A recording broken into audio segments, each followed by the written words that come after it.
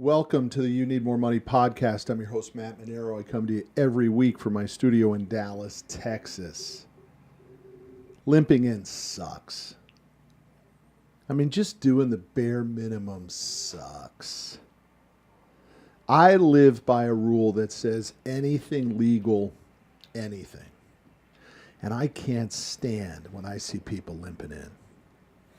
The reality is there's a fine line between just doing enough and being all in.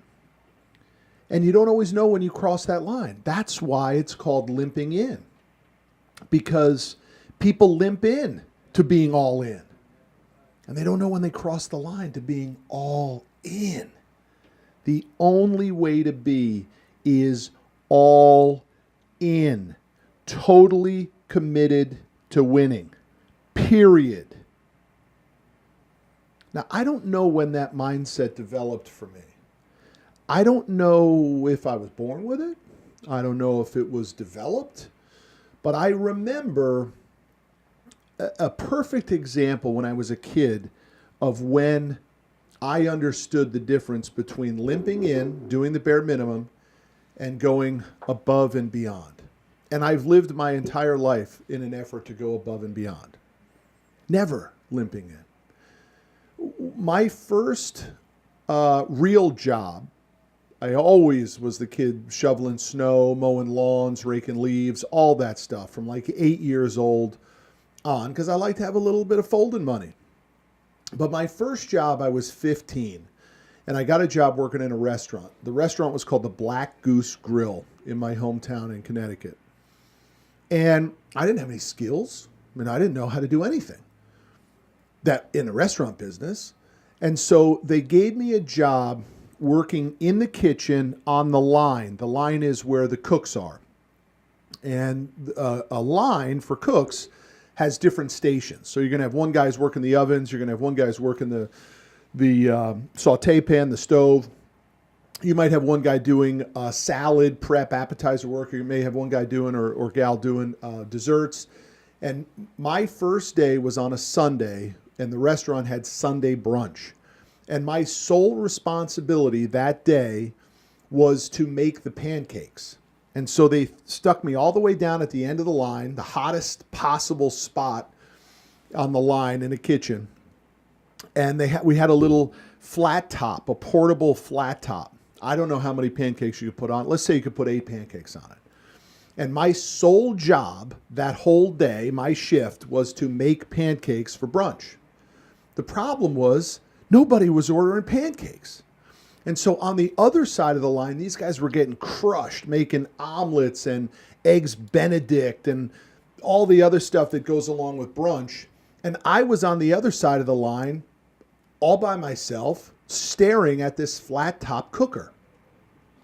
By the way, all the way down at the other end of the line in the most busy spot was the owner of the restaurant. I can't remember what his name was. For some reason I want to say it was David or maybe it was Greg. I can't remember what his name was. But he was a big guy, loudmouth, as most good chefs are.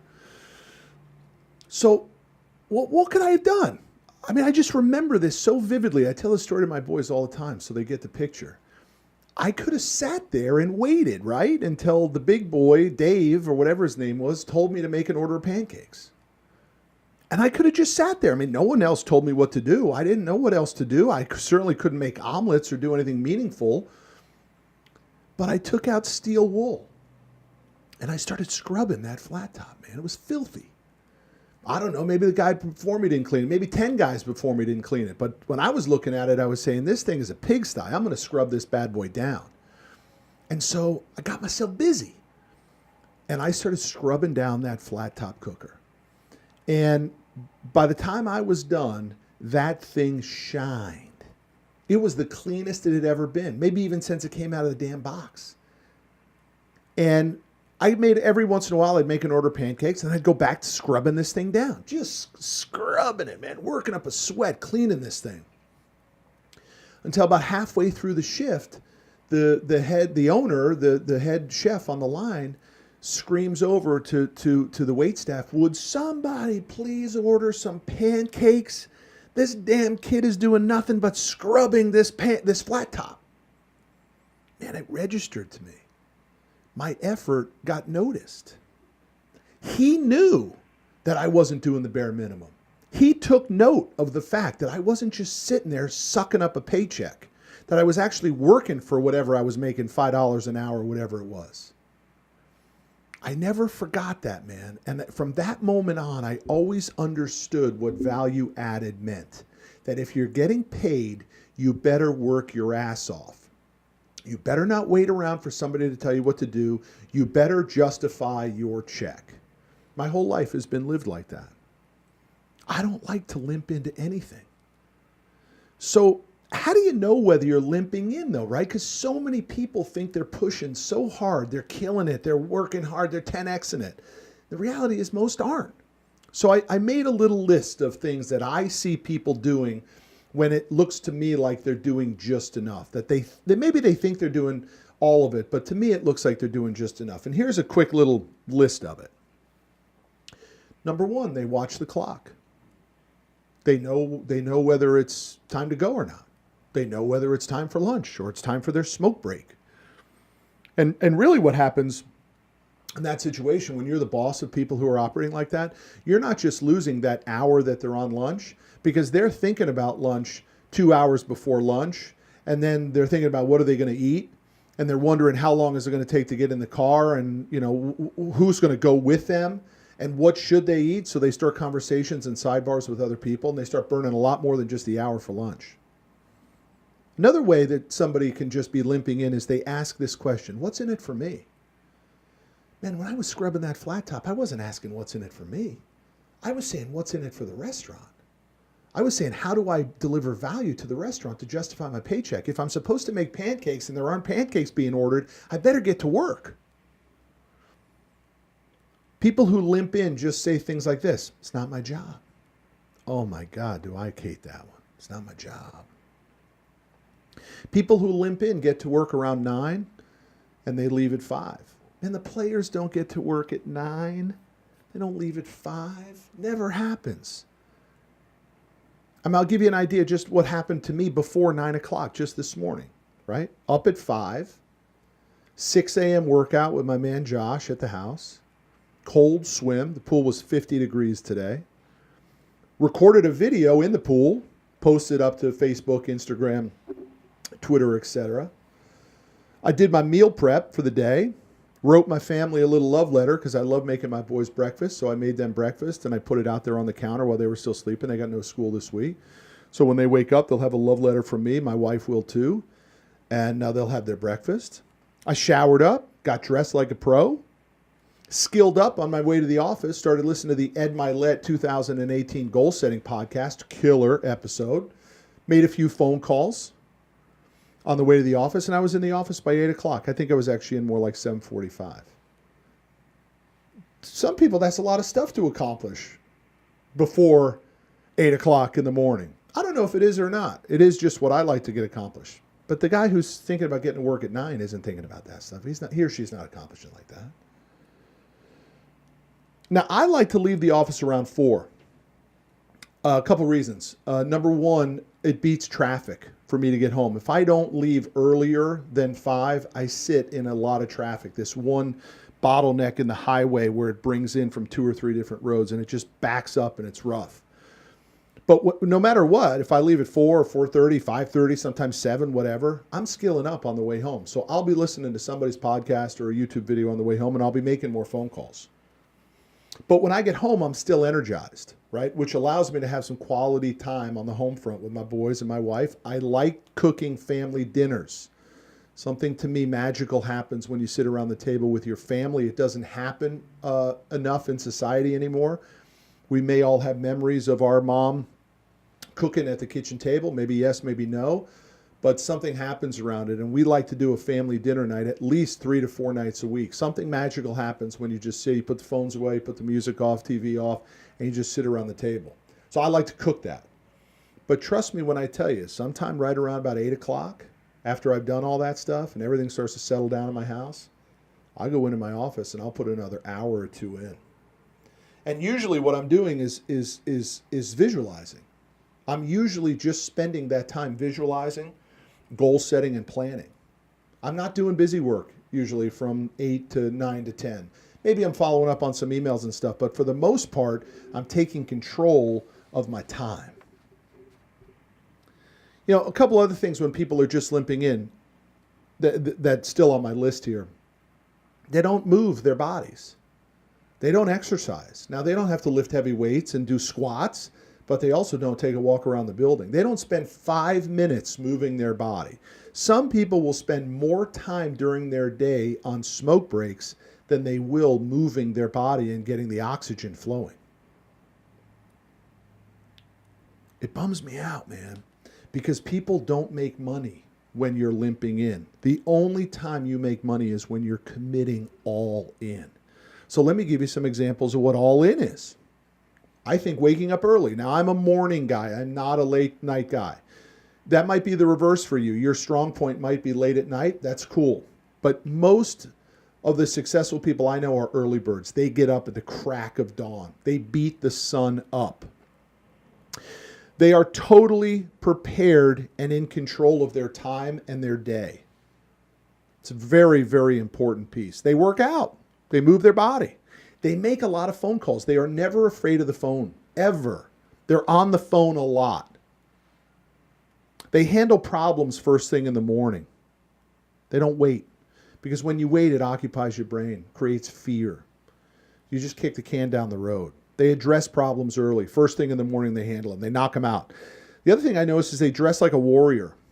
Now, what I mean by that is that doesn't mean in a full-fledged suit every day, but they dress like a warrior. Like even Gary Vaynerchuk, right? Vaynerchuk's never going to wear a suit, but he dresses like a warrior in his space every day.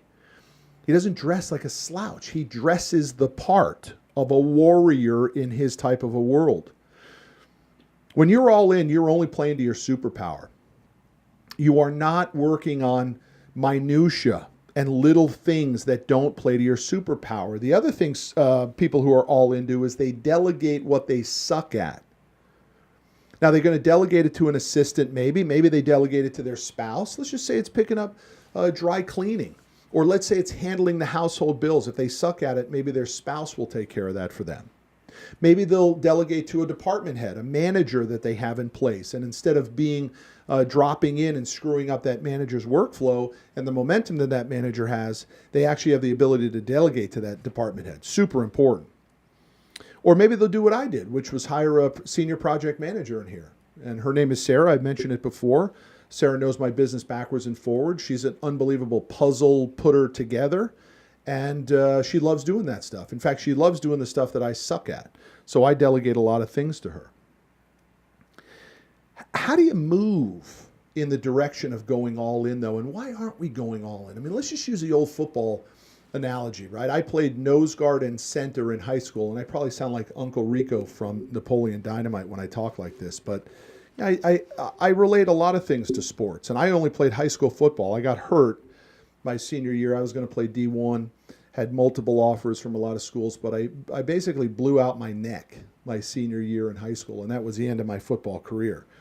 But a lot of things connect me to my playing days, because just think about it. If you're the center snapping the ball and you've got a big nose guard on the other side of you, that guy might beat you. And what are you going to do? You're going to dig in. You're going to try harder to beat the other person. And that's what doesn't happen when we graduate high school or we graduate college. We stop putting ourselves in animalistic situations in which you have to be forced to beat the other person. And I suggest to you that in order to get yourself moving in an all-in direction, that you have to put yourself in an environment where there's competition. And so if you're the number one person in your office right now or in your company, or you don't have competition, you have to go out to the marketplace and find it.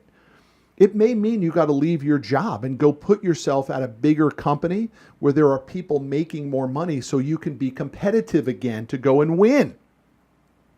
Trust me when I tell you, the more you tap into your competitive nature, the less you will be handicapped by not tapping into your competitive nature. It will just become part of your DNA again. You all have it. Every single person listening to this podcast wants more. And at some point in your life, you had that competitive nature and you may have lost it. Maybe you're deeply in tune with it, and I say congratulations, but now go find somebody else that you can compete with at a much higher level. If you don't have that in your environment, you have it inside of you. You just got to put yourself in more competitive situations again. You may have to change the environment. I'm going to leave you today with 2 questions when it comes to whether you're limping in or you're all in. Number 1, who are you chasing? Who are you chasing? It could be a person, an actual being that you're chasing. But I would challenge you that the person you're chasing is the person you're supposed to be. It's the person who has the maximum potential that hasn't been tapped into. That's who I chase every day. Man, I'm not chasing competitors anymore. I'm not chasing my old man or my friends or my family. I'm not chasing my coworkers, man. I'm chasing me. Who am I supposed to be? And then I would ask you the question, because once you move into that environment where you're really only fighting against your potential and who are you on this earth to be, ask this question. Who's beating you? Who's got the game mastered more than you? You may not know who that person is. Guess what? That person's you. You're beating you because you're limping in. Man, when you start to go all in, everything changes, man. You don't think about time. You don't think about days. Everything makes sense to you. It's crystal clear when you are on purpose and deeply dialed into your potential. Stop limping in. Get your piece of the American pie. And that journey starts now, right now. I'll see you down the road.